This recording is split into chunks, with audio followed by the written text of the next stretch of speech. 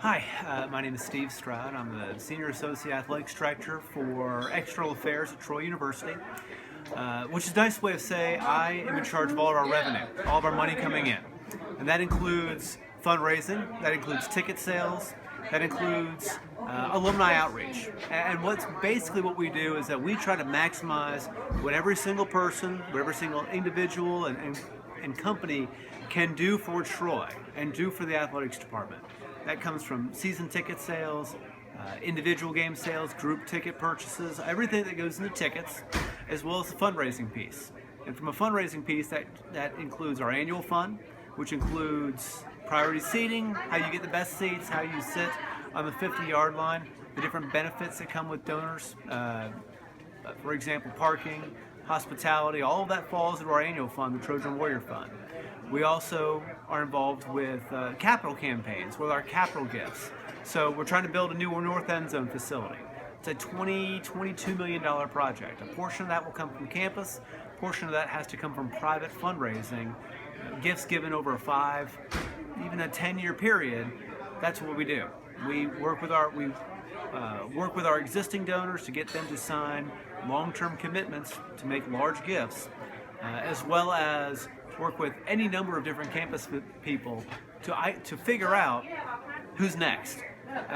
It's a cycle that we're always on. We bring somebody in as a season ticket holder.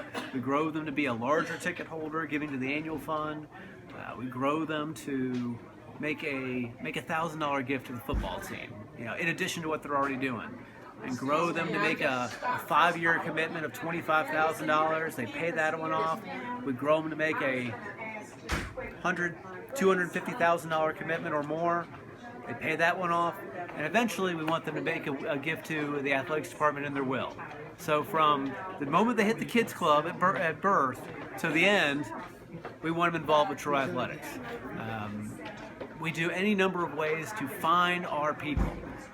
We do a lot of talking with our current donors to help move them up that ladder. We also do a lot of prospecting, and a lot of that will come via different computer programs, different modules that we have that can predict wealth, that can predict interest. But when it comes down to it, it's a lot of shoe leather, it's a lot of face-to-face meetings where we find out why people love Troy and hear their story. Oftentimes, their love won't be towards athletics, but they had an English professor that they loved. Well, how do we get them to the right person so that they can support the English program that made them what they are? So we talk to a lot of people. It's a 24/7 sort of job. We answer to our donors at all times. And we put a lot of miles on the car seeing them, especially in a situation like Troy, where our population is very decentralized. We've got a good base in Pike County, but we've got a 3-hour radius each way. We've got a lot of people. So it's my job to be on the road, seeing people and coordinating all the people that we see from an athletics department standpoint to help us help them grow their support of Troy and make things happen for us. What's the favorite part of your job? The favorite part of my job is really meeting the people. I've gotten guided tours of all sorts of farms. I've gotten some of the best financial minds explaining their jobs to me. I go from derivatives to farm equipment very well. So you got to know a lot about you got to know a little about a lot.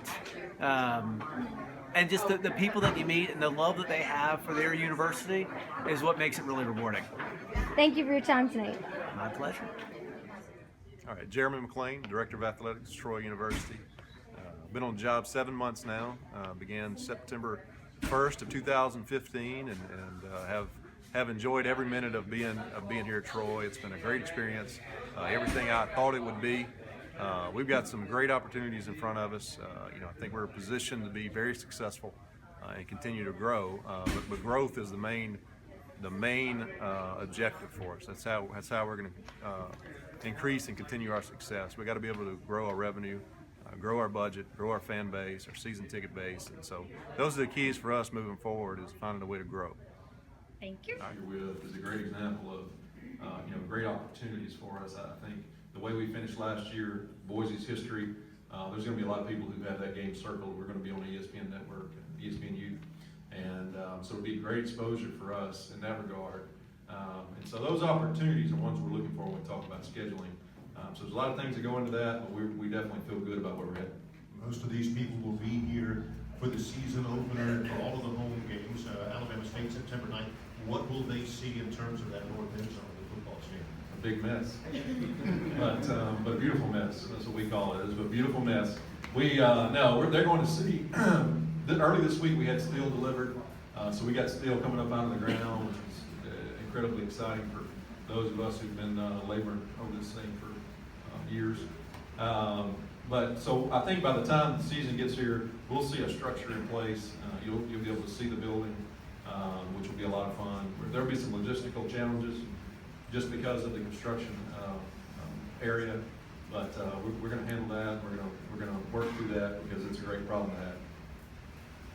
From a personal standpoint, I see you behind the desk, always something going on. It's almost a never-ending job. For you personally, been at Troy for enough to really get a full sense and a slice of what Troy University is all about. For you personally, what's the payoff? What's your favorite part? Yeah, I think there's a lot of things that I could say that really are fun for me. Let me go back and just say I have been here about almost 2 years now, and I stood up the day of my press conference, and the term I used repeatedly was, I think our best days are ahead of us, and I still feel that way today. I mean, I think that we have made great progress. We've done some phenomenal things this year, but I still think our best days are ahead of us, and that really excites me. The most fulfilling thing for me really is seeing our student athletes be successful. So now there are a lot of things that come onto my plate during the day and during the week, but we get up every day, and our coaches do too, focused on trying to get better and create great opportunities for our student athletes to be successful.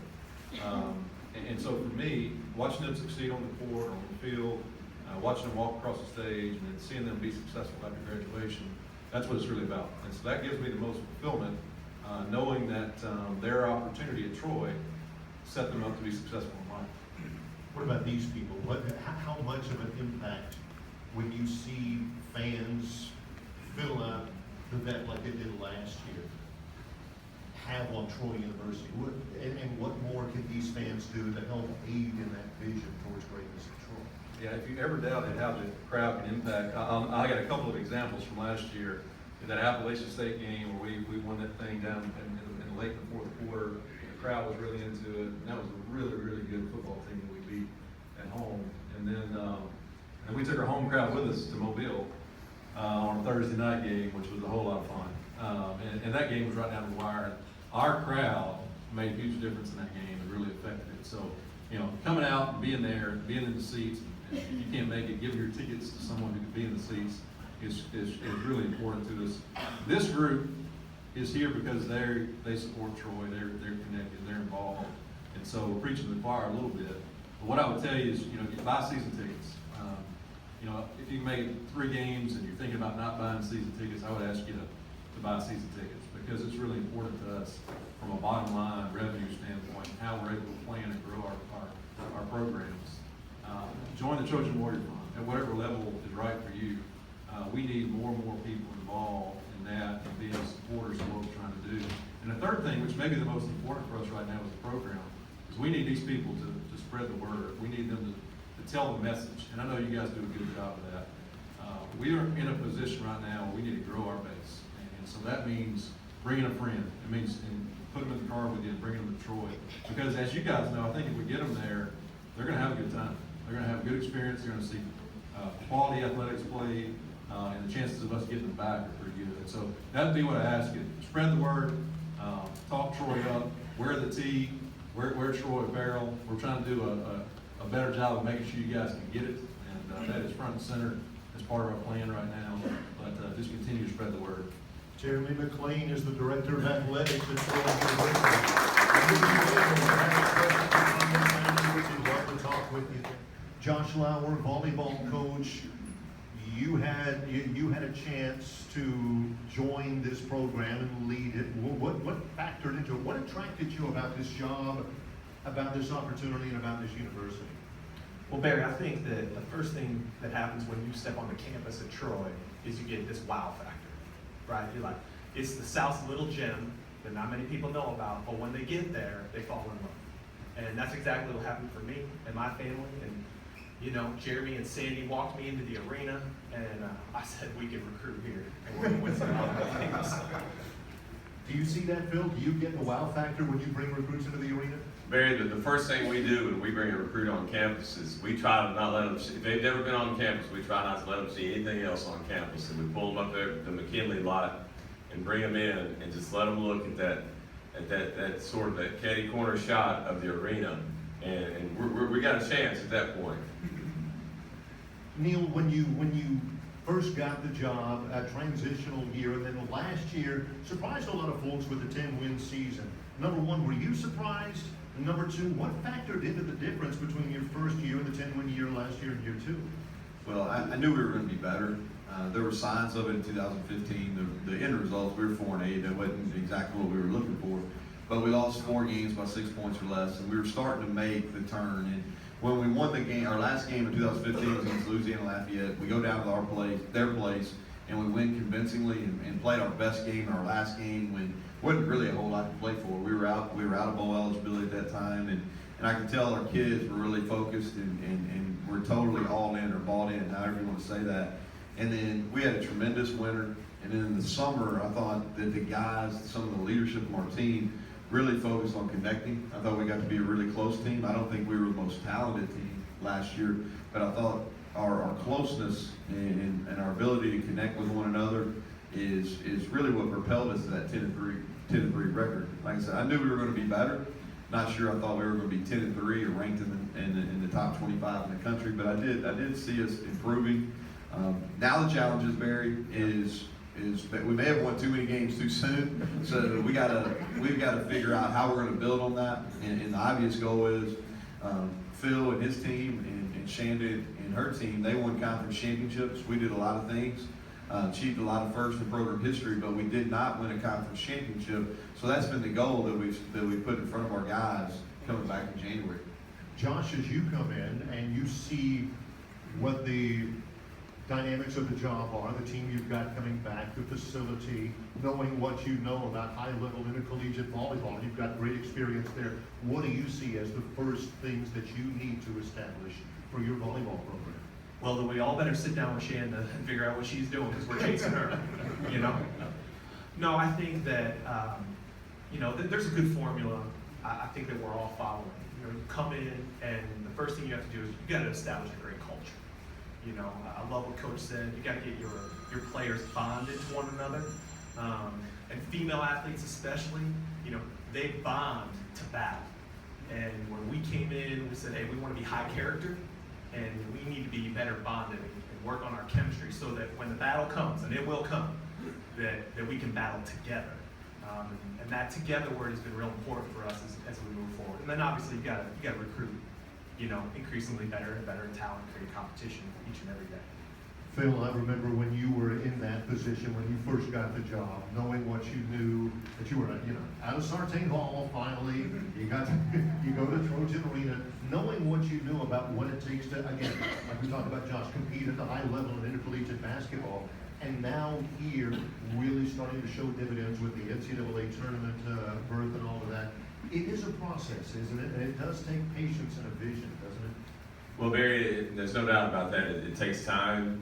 As coaches, we want it immediately. You guys want it immediately. Everybody wants it immediately, but nobody wants it more immediate than the coaches and the players. But it normally doesn't work like that. And our league is so competitive.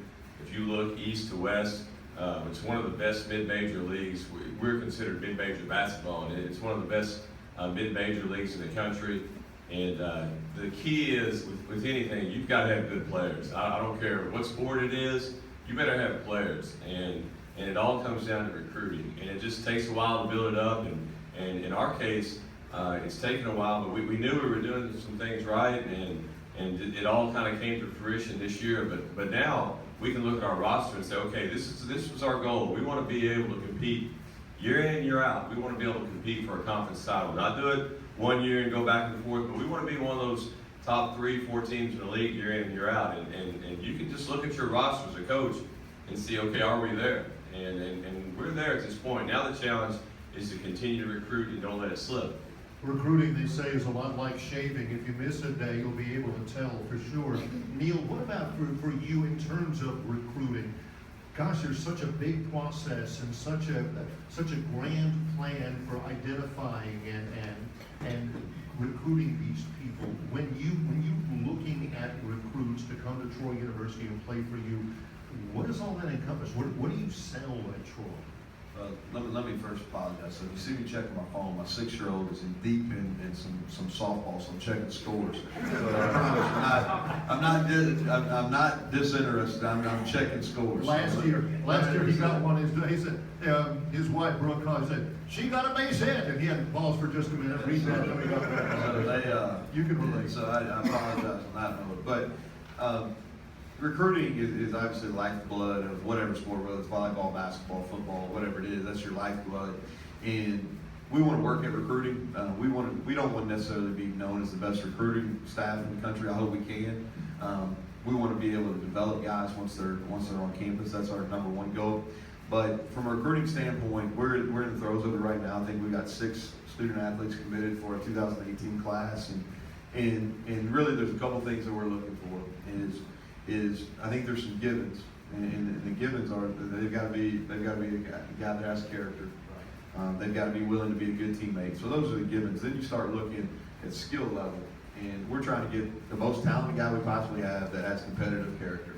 And competitive character, in a real simple measure, is the guys that want to compete and love the game. That's it. And so we put a really high regard on seeing guys play the game live, whether it's in camp situation, a practice situation. Everybody but one kid that we signed last year was in one of our summer camps. It's our goal for everybody that we sign in this class to be seen in our summer camp series. So live evaluations, and then get guys that really truly love the game. We're going to get a chance later on to get some questions from you in the audience. 5-time national champion. What did that mean to your program, and what could it mean going ahead to establishing what you would want? Well, Barry, just winning the tournament just brought so much recognition to our program and to the university in general. But then from that point on, a lot of things fell in place to blow it up even more. I mean, we wanted to play you either play on Thursday or Friday in the NCAA tournament. We wanted to play on Friday just to get more time to soak it all in. We got Friday. Then we got Friday night, and we got Duke. With Coach K, who's basically the face of college basketball right now. And on top of that, we got to play in Greenville, which was about 2 hours north of Atlanta, and it was a drivable location for us, for our fans, our alumni, and we had a tremendous crowd there. So just, from everybody who got a piece of it, particularly for the players and the coaches, it was an experience that just is going to be a tremendous fuel to the fire in terms of motivation moving forward, because it was obviously a lifetime experience for us. But now, our goals, we want another piece of it, and it's so hard to do, and we've really got to be locked in. But moving forward, I think it's opened up a lot of opportunities for us scheduling wise.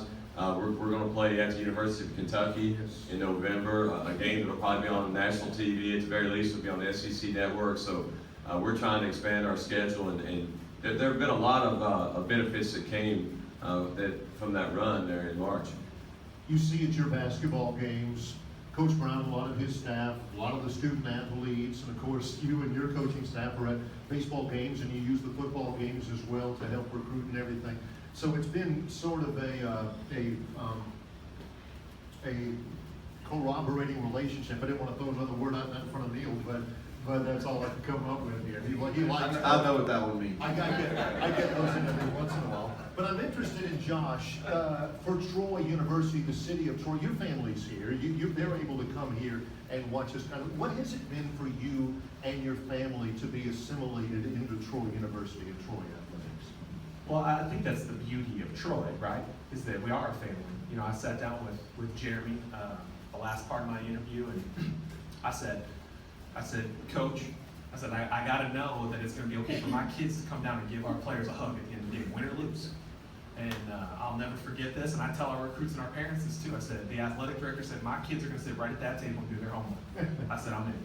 You know, but it all ties together. You know, coaches playing Duke on a Friday night. We have recruits on town, and we're having a recruiting function with our recruits and our players on the arena floor, watching the big screen. You know, and those things matter. You know, that's how it all ties together for all of us. You know, when it comes to recruiting the next best student athlete. You know, and the success builds for all of us.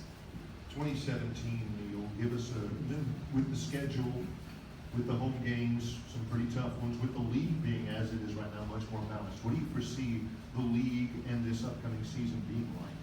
Well, I think the Sun Belt Conference is getting better from top to bottom. I don't think there's any question. If you look at the teams we have in the league now, App State is playing at an extremely high level. They've always won in football. Georgia Southern is a tradition-rich program. Arkansas State has had a piece of the conference championship for the last 4 years.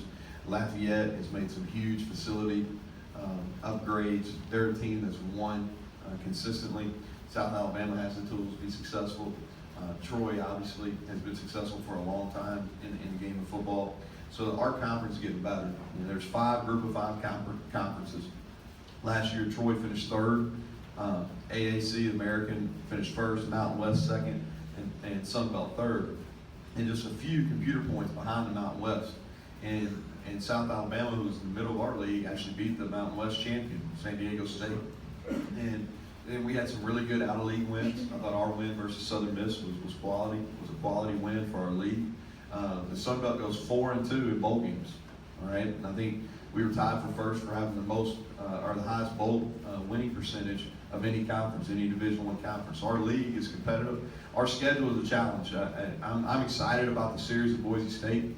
I think it's a measuring stick game. You know, I think it's going to tell us not only where our 2017 team is, but where we are as a program. Last year, I think we finished 7th. They ranked all the Group of 5 teams, 1 through 60, I believe it is, or around 60. We were 7th, and you know our goal is to move up and hopefully be the top team in that Group of 5, and that's our goal. Right now, I think Boise State over the last 10 to 15 years has been the premier program in the Group of 5. So we've got an opportunity right out the gate to measure ourselves against the standard. And then they come to our place in the newly renovated Veterans Memorial Stadium in 2018. So it's a challenging schedule. From a season ticket standpoint, I think it's interesting. If you look at it, all right, our home opener is Alabama State. I really believe that. That'll be our first sellout in the history of our stadium since expanding to 30,000 fans. I fully expect that to be a sellout. Gordon Fuller was there. He was playing when we played him in 2006. I appreciate him coming out. But that was a really good atmosphere in 2006. I think we're going to increase that even when they come and open up. Terry Bowden brings his Akron team in here for our second home game. That's going to have a buzz with Terry bringing coming back to Alabama for one of the first times, bringing one of his teams. So, and then we've got a really two intriguing matchups that are going to be nationally televised games. The first one is a Wednesday night game, which I know is tough for this area to get up for, but it's an ESPN2 game in South Alabama, and we're the only college football game on in the country on that night. So that's a great spotlight for what's become a really good rivalry game for us. And then we play another Thursday night game at home against Idaho that'll be played on ESPNU, and that's going to have 2 of the top quarterbacks in the country going head-to-head. Our quarterback, Brandon Silvers, they've got a quarterback, Matt Linehan. His father is the offensive coordinator for the Dallas Cowboys, and both of those 2 guys are the top quarterbacks in our league and 2 of the top quarterbacks in the country. And then we finish up, everybody can kind of make their Thanksgiving plans. We finish up our home slate on a Friday after Thanksgiving against Texas State. I skipped over this, but homecoming is Georgia Southern. I did not pick that homecoming game. Any questions while we have the chance? If there's something that you've always wanted to know or I'm Brent Jones, Deputy Athletic Director of External Operations for Troy University. I've been here about 12 weeks now. I'll give you a little bit of quick about my background before we jump into everything that I do. Spent 6 years at Southern Miss as Senior Associate AD for External Operations. I spent 5 years at Georgia Southern as Assistant AD for Eagle Sports Marketing, and 2 years before that, I worked at Ole Miss. My background is all in external operations, marketing, sales, communications, licensing. Revenue generation is probably the best part of it. So when I was hired here, we really wanted to, at Troy, is try to grow the brand. And one of those things that we're really focused on doing is licensing, it's marketing, it's advertising, it's sales, it's touch points, but it all connects to everything. So in my role, I oversee our communication staff, I oversee Troy Sports Properties, which is sponsorships, which is revenue generation as well, ticket sales campaigns, marketing, advertising, social media, and our broadcasting as well as putting on the Trojan Tour with the help of our development staff. So, but one of the things that's new to Troy Athletics is that athletics now is actually overseeing our licensing piece, which used to be held with the university. And the university did a very, very good job with that. However, typically in most areas across the board, 95 to almost 100% of the time, it is the school athletic logo that is the one that's always purchased. So I have a lot of responsibility with that to try to nurture the brand, to try to foster the brand. And one of the things that's very unique at Troy is that obviously the city of Troy, where is one of the main campuses of Troy University, is somewhat of a smaller town. So it's about 17,000, maybe 20,000 total. But you know, we have campuses in Montgomery, we have campuses in Dothan, we have campuses in Phoenix City, we have campuses in Fort Walton, we have campuses all over the nation, the country, and online. And so because of that, we really have to focus on how can we connect with our fans. And so one of the things that we did is, because of this, Troy is not everywhere it needs to be currently. And so we're really working with Hibbett's, Barnes & Noble, Walmart, and numerous others, Target as well, to try to show them the power of the Troy brand. And the power of the Troy brand is the power of our students. It's the power of our alums. It's our faculty. It's our staff. It's our fans who are just who just love Troy. And so what we're trying to do is make it as easy as possible, as recognizable, so they can actually purchase Troy merchandise. And that's the first step of it, is to make sure that they're on the shelves, that we have the market space, that we have it in Hibbett's, we have it in Walmart, we have it in Target, we have an online piece. Because the biggest thing of the last maybe 5 to 10 years is people don't go to brick and mortar stores as much as they used to. They're online all the time now, just like you're watching this. And so because of that, this is where everything is going. It's social media. And so one of the aspects that we're really trying to do is really trying to grow our brand, grow our revenue, but also enforce the consistency and the power that we want. We don't necessarily want 120 different logos. We really want to try to stick with 2 or 3, make them really, really powerful, have it very consistent, but across the spectrum of different items that are offered. And that's the power of the Troy brand, and that's where we're going. It's only going to be able to get better. But also, I would say this, licensing is really 3 things. It's trademark, it's protection, you know, it's profitability, and it's promotion. And so one of the things we have to do is we have to make sure that we have the right brand, the right logo that we want out there in the merchandise. Then we have to make sure we're promoting it to our fans so they can actually purchase it. And then we also have to make sure that we're collecting those revenues, those royalties off of that. All the money, anytime that you're purchasing a Troy University or a Troy Athletic t-shirt, hat, rug, card magnet, sticker, whatever that is, that goes directly back. A percentage of that goes directly back to Troy University, which helps out the overall athletic department as well as the university continuing to put forward our best foot forward. Thank you. And can you tell me about the interaction that you have with the ticket sales and with Steve Stroud that spoke to us earlier? Got you. So the way that I believe in managing is I believe on a horizontal structure. So a lot of times you have vertical, which is then you have silos. I believe a totally horizontal structure, so everybody's flat, everybody's together, and I believe in a fully integrated department. And as part of that integrated department, ticket sales and marketing and communications, development, social media, technology, video, all of those are intertwined. I am big on there's 2 really big buzzwords for me. It's ROI and KPI, so return on investment, and then key performance indicators. So there's 3 pillars, and then there's really 3 micro pillars that everything that I do is based on. We engage, we inform, and we influence. So engage, inform, influence. And the other three pillars that are underneath that, more of the sub pillars, is to drive attendance, to increase revenue, and to tell our story. And that's for anybody. Whether you're in communications or you're in ticket sales or development or marketing or you're putting on events, whatever that is, it's all intertwined. We want everybody to have the best experience possible. So one of those things is we want to drive attendance, we want to be able to tell our story, and we want to increase the revenue and the attendance at our games. So because of that, everyone has to be on the same page. Development needs to know exactly what ticket sales are doing. Ticket sales needs to understand the marketing plan, the content marketing, the advertising piece. Same with communications. A lot of times they're actually having to put in to effect what the marketing department is actually asking for. And then it goes all the way down from our student athletes. There's no one way to be able to affect change. There's a million different ways. Just like the ocean rises, the tide rises the boat up, that's what we have to do. It needs to be a grassroots. It needs to be very targeted sales. It also has to be,